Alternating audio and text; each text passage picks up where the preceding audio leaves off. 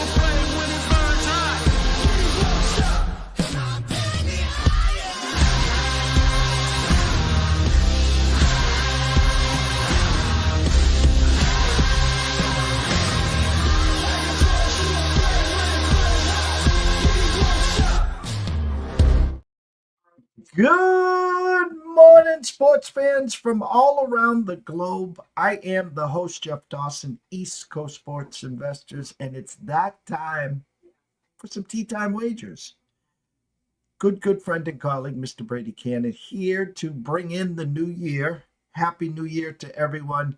A special day for us here at ECSI.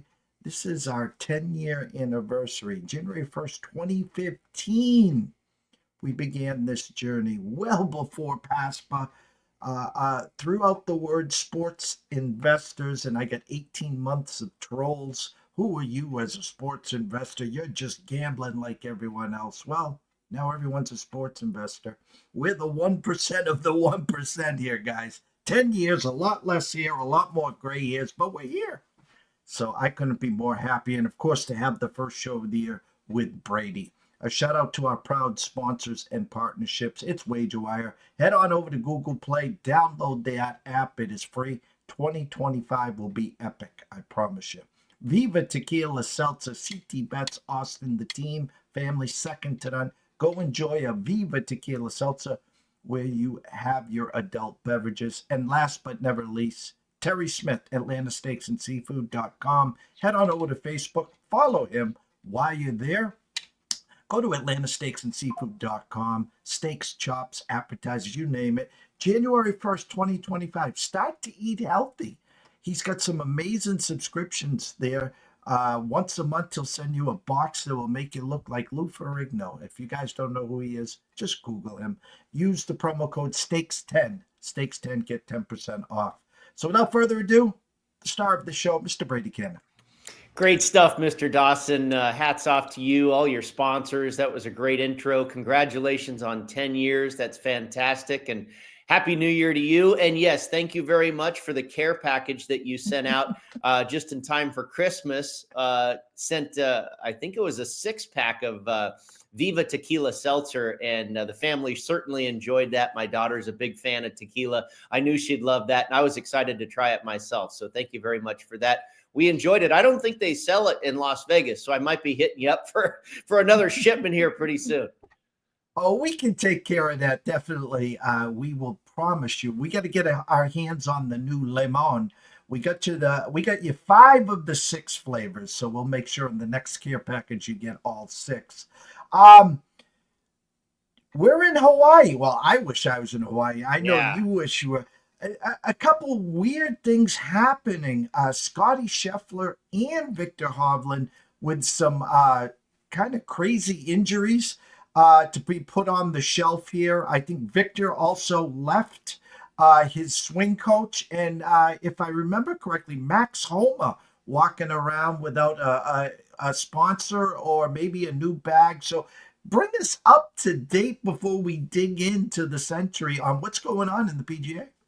Well, I tell you, it's early out here on the West Coast, so I haven't checked the news wire just yet. But I did hear about Victor and the swing coach, going different directions, which is very interesting because, he really seemed to receive a little bit of a bump when he went back to that coach. He was struggling. It was 2 seasons ago where he was absolutely red hot during the FedEx Cup playoffs, and then all of a sudden went cold, went back to his coach, I think right around the Masters, and got hot for a minute, but it never really turned around. I'm not sure exactly what's going on with him. Homa, I was just talking about this with somebody yesterday. He really challenged at the Masters. I believe he had a top 10 finish. I can't remember exactly where he was. I remember he and Morikawa and Oberg, all chasing Scotty Scheffler. And then the 11th hole got each and every one of them. They all went into the water at 11. But it didn't seem like it was that long after that Homa just went south and his game never recovered. And we'll see if it changes in 2025. Now, I do know about Scotty. A very innocent injury, apparently was carving, some sort of nice meal, what have you, for the holidays, Christmas. I guess he was using like a glass knife or something like that. I don't know. I heard that. I really haven't dived into the story, but yeah, he hurt his hand basically with a knife, carving some sort of meal or what have you, and had to withdraw. But apparently nothing too serious, as he has said he'll likely be back for the American Express in La Quinta, California in a few weeks. So it just seems like, a hand injury that needs a couple weeks to heal, and he'll be back in action. But you tell me, do you know something about Homa and Hovland that I have not heard yet? I was just reading social media, and I thought it was Homa that they were talking about that had no sponsor, and then so don't quote me on that. I'll dig deeper after the show, but I thought it was Homa that they said came there without a sponsor and some other stuff. So I'll dig into that. And as you talked about, we got Hawaii. Then we head over to California, and then we head over to Florida. And we talk about form. I mean, the bottom line here is, yeah, you want to get into form. You want to get into 2025 shape. But that goal is really to be in the form. What is it? Usually the second or third week in April for Magnolia Lane and the Masters. Yeah, peaking at the right time certainly is the goal, and you've got about exactly 4 months to do that. So I think you're right. I mean, even Tiger Woods, is certainly trying to use the next 4 months to get into game shape and make his way back to Augusta, where, of course, he is a life member. But I mean, you know how it is with Tiger. If he feels okay and ready to go, he's going to tee it up. If he doesn't, he probably won't even start. I don't think he'll, do a deal where, okay, like I'm feeling decent, I think I can make it, let's see how it goes, and then pull out after 36 holes. I know he doesn't want to do that. It's probably going to be all or nothing, I would think, for Tiger Woods. Yeah, Brian Gaskell, I know you guys never stop making content, but glad to see the full PGA season back. One and done season and underdog best ball action every week. Let's go.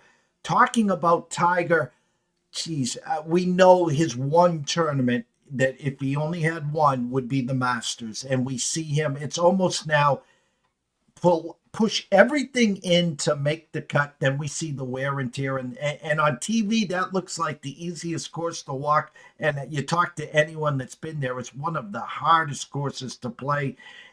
I'm going to ask you this. A big fan of Tiger. My father, that was his prodigal son. Do you think it's time where we can figure out Tiger? I'm not saying he's going to do the senior tour or anything like that. They're not going to give him a cart. Is it time, Brady? Well, I don't know. I mean, it seems like we've been saying it's time for 4 years or so, and he continues to come back, but he's never really even flashed. He won the Masters in 2019, and that was remarkable. But it doesn't seem like he's really done anything after that. And what he did do is have another accident, of course. That's really what's hindering him right now. Not all the, really hundreds of injuries that he's had throughout his career, but the biggest one was the Genesis Invitational at Riviera. Apparently he's driving down a windy road, early in the morning, almost killed himself, in a car accident and, really busted up his legs. And I think that's maybe his biggest issue right now. That's, I believe we're about 3 years removed from that now. He didn't play in the Hero World Challenge, his own tournament, just literally a month ago in the Bahamas. Scotty Scheffler, a winner. We got that one home. You know that. Our second year in a row of taking the chalk there in a 20-man field. Give me Scotty all day long. But it was unfortunate that Tiger did not compete in that tournament. And he fielded questions, just said he didn't feel ready at the time. He was hitting some balls. We saw him hit some balls with his son, Charlie, in the PNC Championship. And they competed, which was eventually won again by Bernhard Langer. So, that's probably a good sign. My bet right now would be that he would tee it up at Augusta, because like you say, that's the one probably goal he has in life right now, or in terms of the game of golf, is the goal is probably to play the Masters. We'll see. I would bet on the yes. This week, the Sentry Kapalua Plantation in Hawaii, defending champ Chris Kirk. No Scotty, no Victor. We don't say this often unless your name is Tiger Woods or, let's say, Scotty Scheffler. Xander Schauffele, who had a year of all years, who I thought had a good shot at Player of the Year until Scotty says, hold my beer, let me win the gold, let me win the FedEx Cup. Guy's amazing. 5-1, and we're opening up 2025 in a short field, the first of 8 signature events here. Initial thoughts when you saw that number on Xander? Well, I really kind of skipped right over him, Jeff, because we have not seen him since August. He's had all this time off, about 3 months plus, I guess, and he's won here before. He used to be, before he had that season in 2024 like he had, where he won a couple majors and what have you, he was Mr. Limited Field. He won all these no-cut limited field events. That was like his signature play, and this included here at Kapalua. But no, I really skipped right over him. Justin Thomas caught my eye because he's been really playing well, and good for him. It seems like he's been off the boil for a couple of years now, but he fared well at the Zozo Championship in Japan not too long ago, and then did very well at the Hero World. Challenged Scotty there for the victory. I mean, there's got to be nobody happier in this field that Scotty's absent than Justin Thomas, right? He's won this tournament twice, I believe, and also won the Sony Open, which is next week, of course, at Wailea Country Club on Oahu. There is, the courses are dramatically different. There's really, the only similarity would be in the fact that they're in Hawaii and they're wall-to-wall Bermuda grass. Other than that, Wailea Country Club and the Plantation course at Kapalua are vastly different properties, but we do see some crossover success. Chris Kirk is an example, a guy that has finished runner-up, I believe, a couple of times at the Sony and turns the trick last year at Kapalua. And he was out of the blue because he's not the type of player you would think would be a winner at Kapalua. But sure enough, he got it done. And another runner-up finish for me. I was on Sahith Theegala last year, who was a birdie putt away on 18 away from taking Kirk to a playoff, but that was not to be. So a tremendous course here. I was lucky enough back in July on vacation with my family to take my son and daughter out to play this course. I've probably played it half a dozen times. It's maybe the nicest course I've ever played in the world. The views are just absolutely stunning. You're up on a hill overlooking the little neighborhood community of Kapalua and the Pacific Ocean, looking across the ocean to the island of Molokai. It's just phenomenal. Almost every single hole has a view, and every single hole is a jaw dropper. All kinds of elevation change. We talk about Tiger at the Masters. This course actually has, I talk about some similarities or correlations to success at Wailea. There's an incredible amount of correlation to Augusta National. And those two courses are vastly different as well, certainly in terms of difficulty. But what you have in similarity is incredibly wide fairways, a ton of elevation change. You talk about walking the course, walking Augusta being very difficult. You would never want to walk the Plantation course. Holy cow.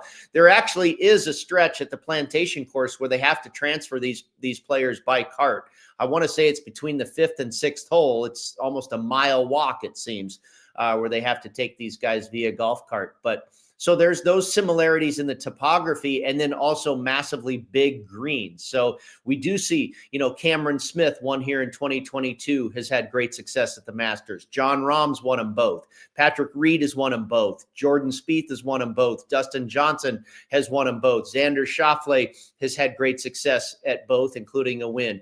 So, there is crossover success with Augusta National. And then with Augusta National, we see the crossover success with Riviera Country Club, and that ties in as well. Kind of the Bermuda Triangle there of Kapalua, Augusta, and Riviera. And I'll throw in St. Andrews as well. We've seen crossover success with the old course.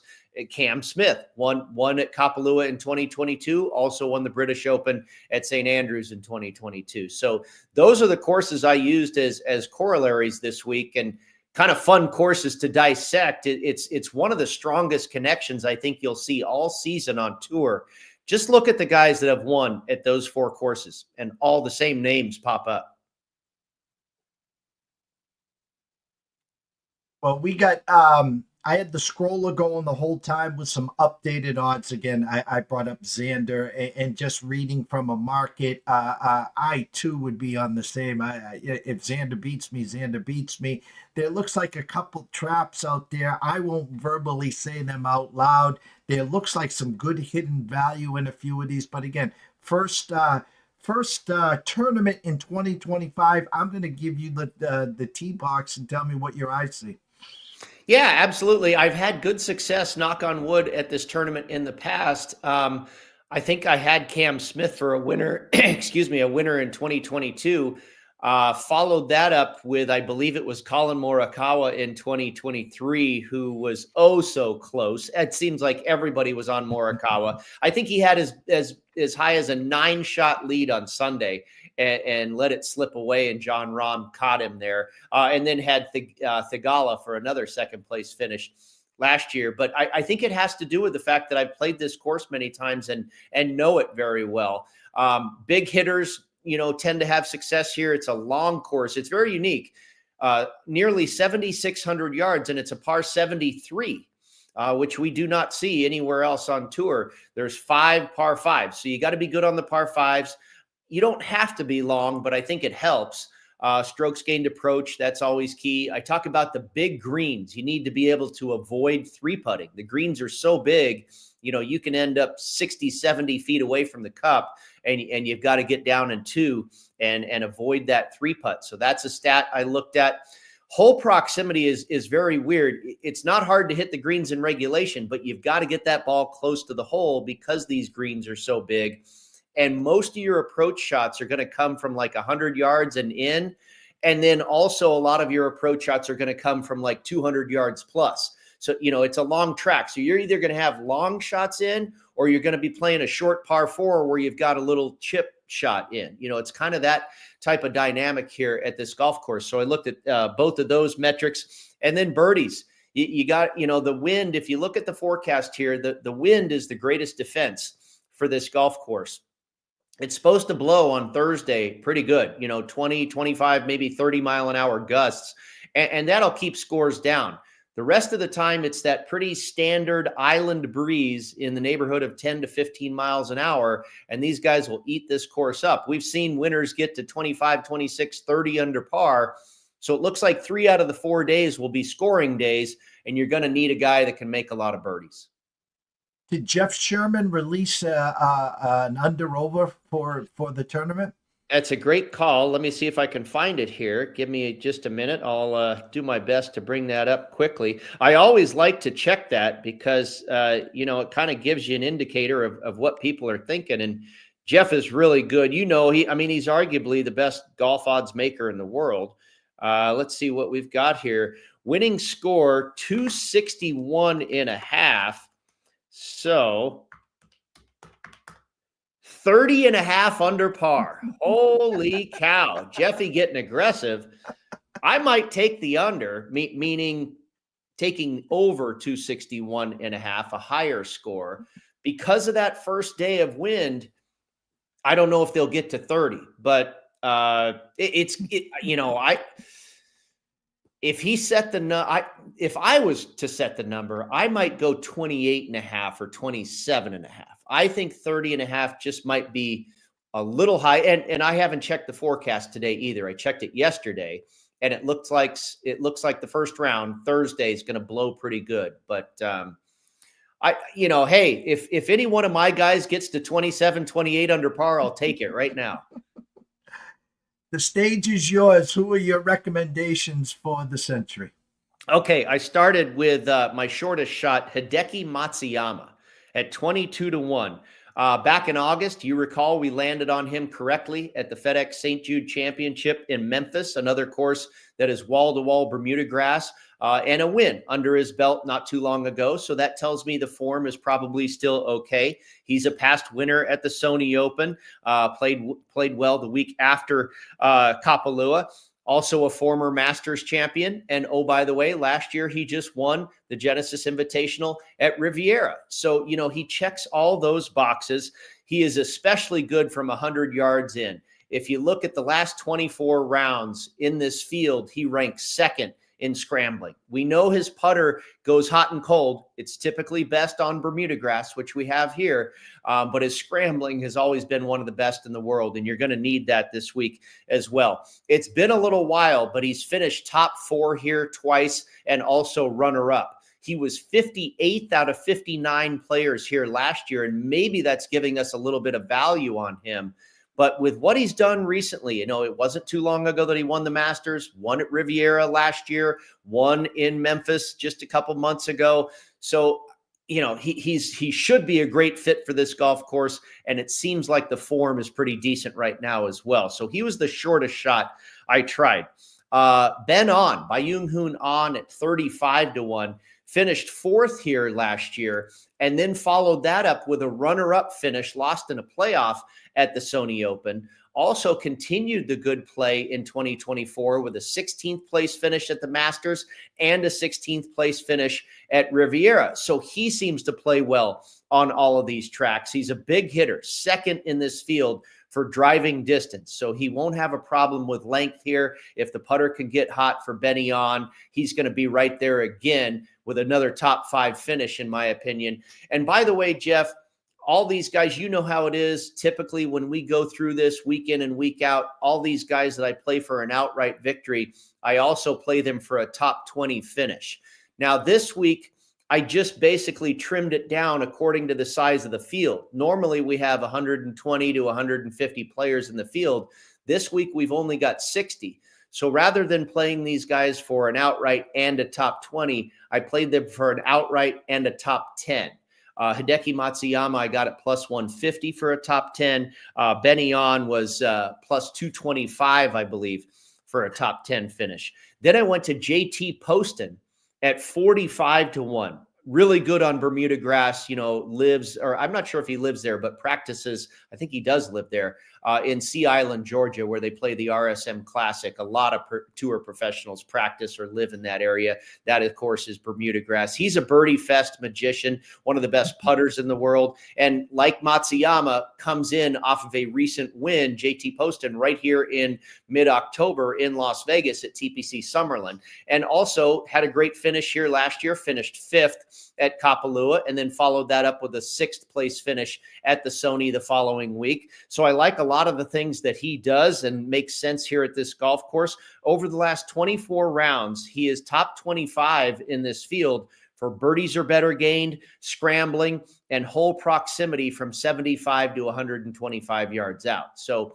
he's got the game, I think, that makes sense for me. Not the biggest hitter in the world, but doesn't seem to matter. We've seen him finish top 5 here as soon as last year. And then finally, my longest bomb, this guy makes a ton of birdies, one of the best putters in the world, great short game, Eric Cole at 80-1. In 2024, Eric Cole was 4th on tour for total birdies. He's also, like, I believe, in the top 35 for strokes gained putting. He was 14th here last year, followed that up with a 13th place finish at the Sony Open, made the cut in his first ever trip to Augusta. So that's a positive right there. And also comes in decent form. He's got 2 top 16 finishes and a 6th place finish in 3 of his 4 last starts on tour. Last 24 rounds, this guy is one of the guys that checks out at the top of the board for the stats this week. In his last 24 rounds, he is 5th in this field for strokes gained approach, scrambling, and hole proximity from 100 to 125 yards. He's 3rd in this field in hole proximity from 200 plus yards, and he's number 1 in this field for strokes gained on the par 5s. So Eric Cole, all these guys, Benny On, JT Poston, Eric Cole, those seems like, the epitome of birdie fest guys. And I think they've all done well here in the past. I like them again this year. And then I added kind of the one little chalkier play with Hideki. So we're going to go with those 4 right there. And again, I also played each and every one of them for a top 10 finish. So 60 people in the field. Next week, they stay in Hawaii. Where do they go from there, Brady? Yeah, to the Sony Open. We've referenced it a few times here. The Hawaiian swing, if you will. The Sony Open on the island of Oahu. This week, they're on the island of Maui. They will go to the island of Oahu, where Pearl Harbor is, and Waikiki Beach and all that good stuff. Waialae Country Club, which is vastly different from the Plantation. The Plantation course at Kapalua is a massive property, huge, wide fairways and big greens. Waialae is tiny greens, narrow fairways, tree-lined, and much more of an accuracy-based test versus where Kapalua, you can just blow it open, it's reflected in who we see win at the Sony. Kevin Na, Chris Kirk, Russell Henley, more of these shorter knocker, accurate type guys have had success over the years at the Sony. So we'll go there, and then we get back to the mainland the following week for the American Express in Palm Springs, La Quinta, California, where we expect to see the arrival of Mr. Scotty Scheffler, healed hand and all. I have to ask you this final question as we are officially in 2025. Let me see, January, February, March. Let's see, 3 months, 2 weeks. March, April, 3 months, 2 weeks till the first major of Augusta. With the majors and you being such a professional in these lanes, have you already started to accrue some futures in any of the major markets where you've seen some value? Or is this something that you wait a few weeks to see how they are? Or how do you approach 2025?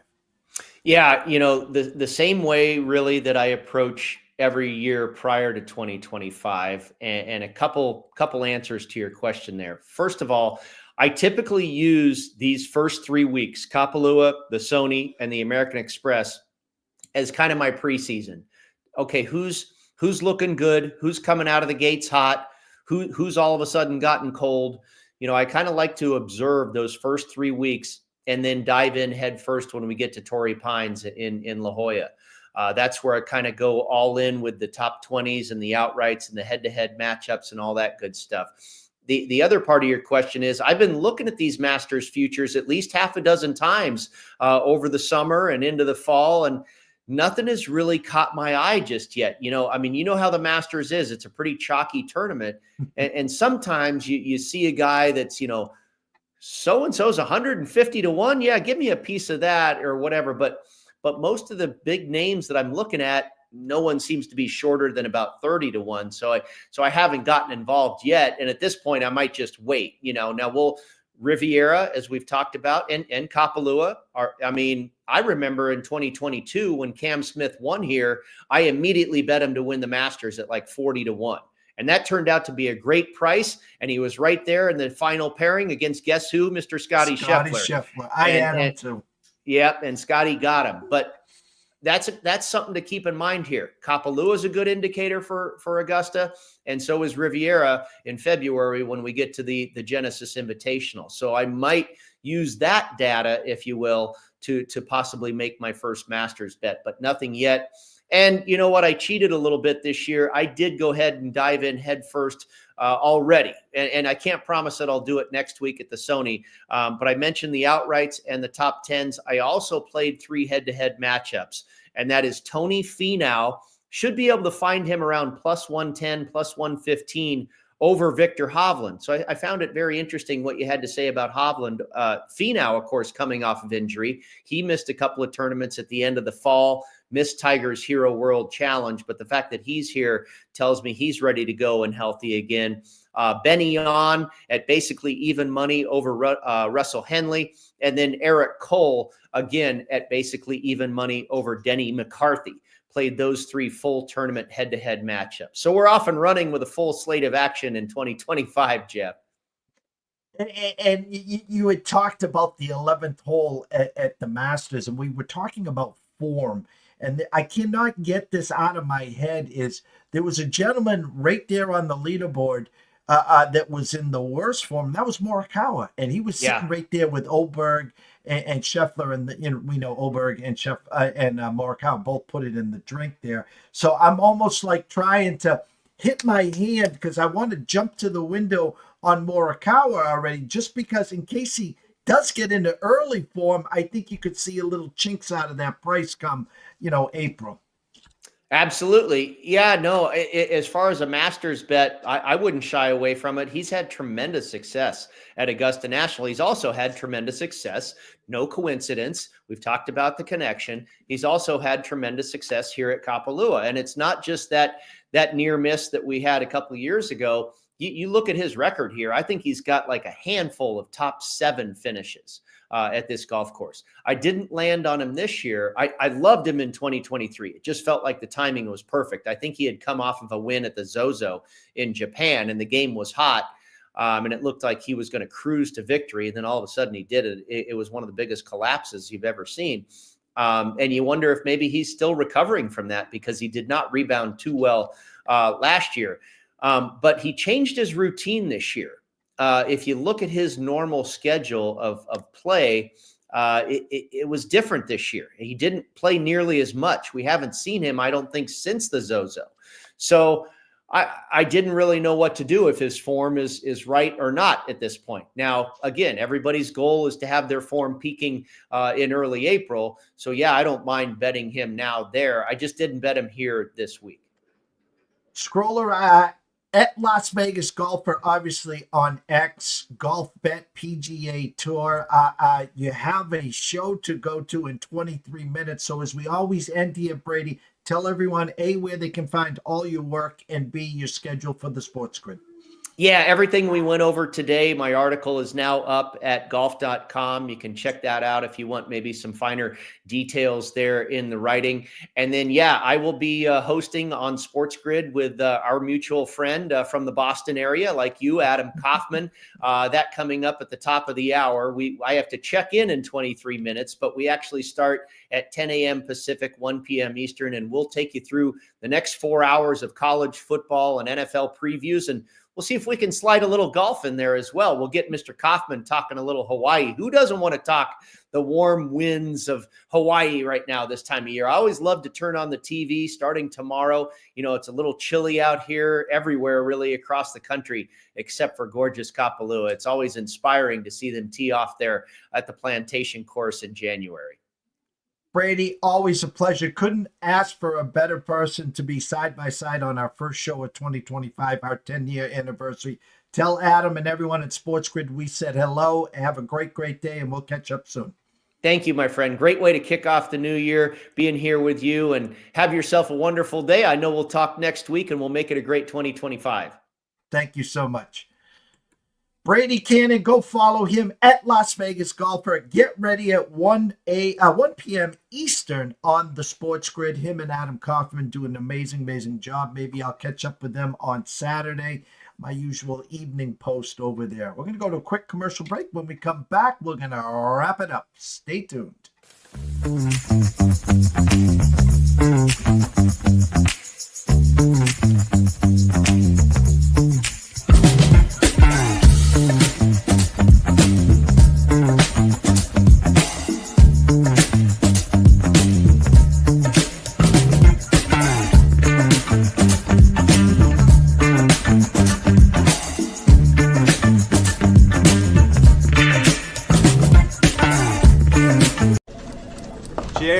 Hey, we're gonna need you to tone it down with the Summer Friday thing, okay?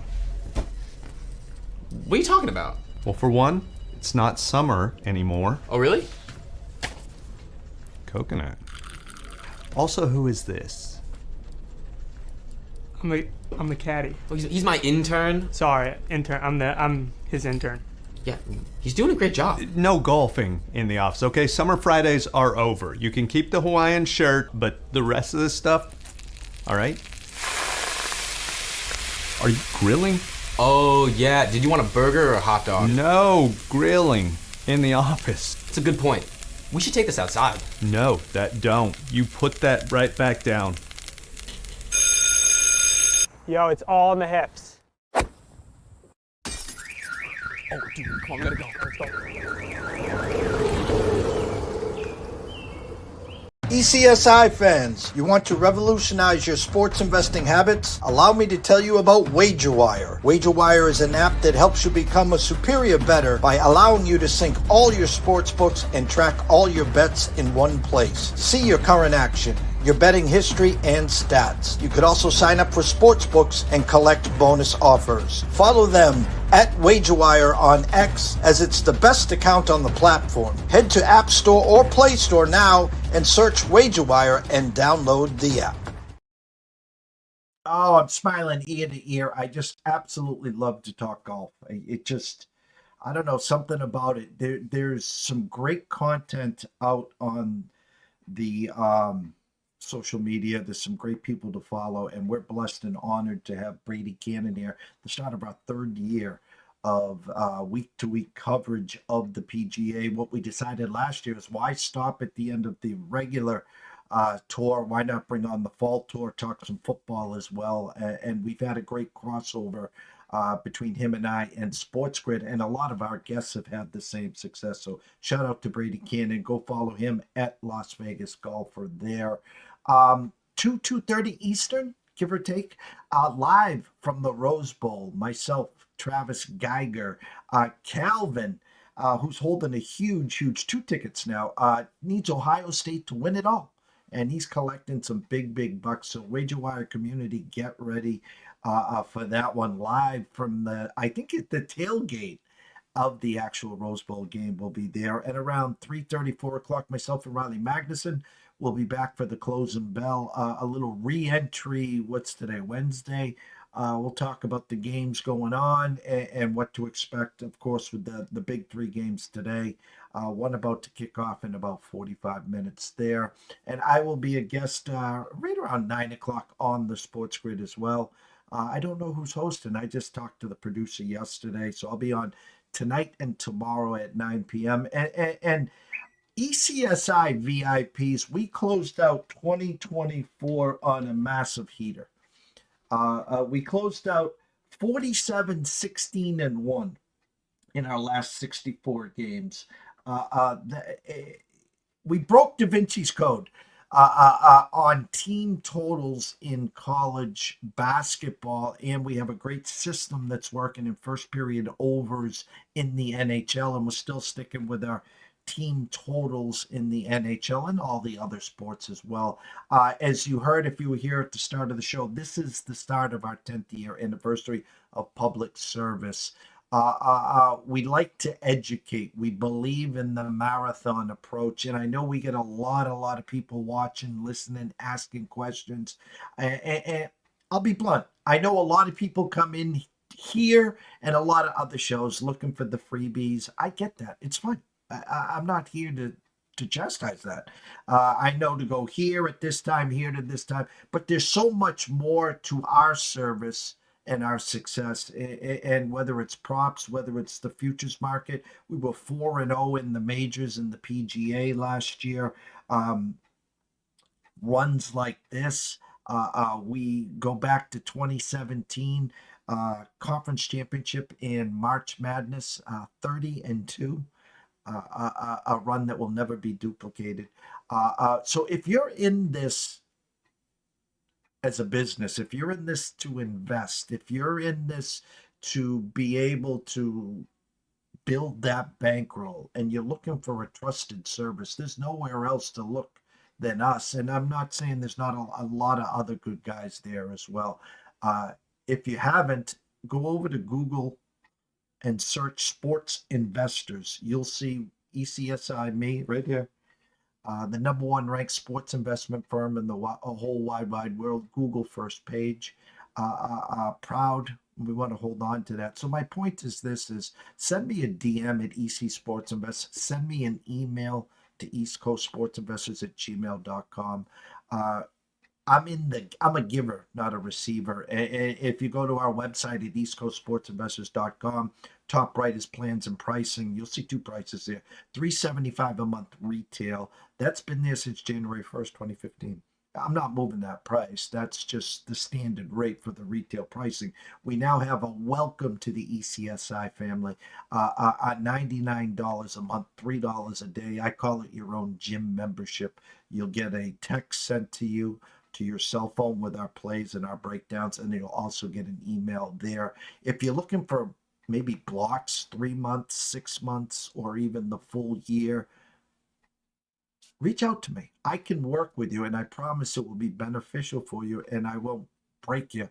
I'm not looking to get rich here. I'm looking to enhance your sports investing portfolio. That's what we're here to do. And we're the only service in the world that has people that have been with us since 2015, 2016, 2017. They're here for a reason because they trust us. Trust isn't free, it's earned, and it's a two-way street. We're not a burn and turn service. We're not an action service either. We average 1 to 3 plays a day. We take days off. Saturdays are the bigger day, of course, with 150 college basketball games or 100 college football games. So we take good care of our family. That's what we call it, our family. So anyone interested in a potential long-term plan, whether you want to get through to March Madness, you want to get to the MLB All-Star break, or you want a full year of service, reach out to me at EC Sports Invest on Twitter, or send us an email to eastcoastsportsinvestors@gmail.com. Or if you want to just try us, jump on over to our website at eastcoastsportsinvestors.com. Plans and pricing on the top. Sign up for the $3 a day. Go into your seat cushion, go into your car ashtray. There's probably $3 there. And it's a good way to start the new year. So 2:30, Travis Geiger, Calvin here, live from the Rose Bowl. We'll be back. Thank you guys. Happy New Year. God bless everyone, and we'll see you soon.